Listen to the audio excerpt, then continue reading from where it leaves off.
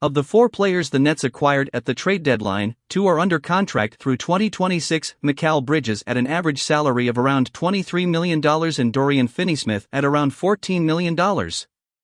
Spencer Dinwiddie's contract runs through the end next season when he'll make nearly $19 million without incentives.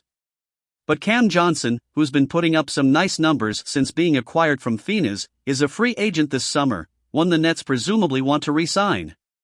It will be expensive, however. Johnson, 27, turned down an offer of $72 million over 4 from the Suns last summer. Brian Lewis asked him if it's been hard to keep his focus on games when his contract is up in a few months. "Yeah, it's actually not too hard," Johnson told the Post. "You've got to think why you're doing it in the first place. And then you've got to think what you're doing it for, and it's because at the end of the day, I love to compete and play this game. I've said this because this was a topic of discussion when I didn't sign the extension, and I tried to tell them that I'm still under contract at this moment. I still have that year. I still have the rest of this year. And my goal right now is to win games and make a playoff push." Lewis notes that an executive from another NBA team told him that the $18 million per year is the 6 feet 8 inches forwards floor this summer. Johnson will be a restricted free agent this summer, which means the Nets can match any offer he receives elsewhere. So Brooklyn and Sean Marks can go one of 2 routes: either lock him up before another team bids for him, as they did with Nick Claxton last summer, or wait till another team makes his market.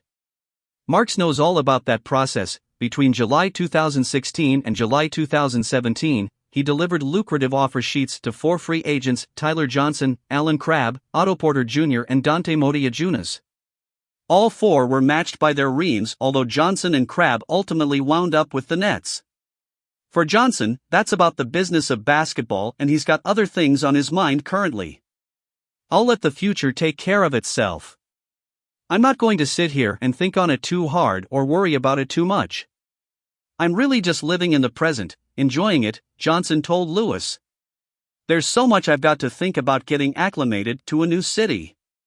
This time of the year is serious basketball, and that's enough for all of us, for any of us, to keep us plenty occupied." Johnson is one of 3 Nets players on expiring deals.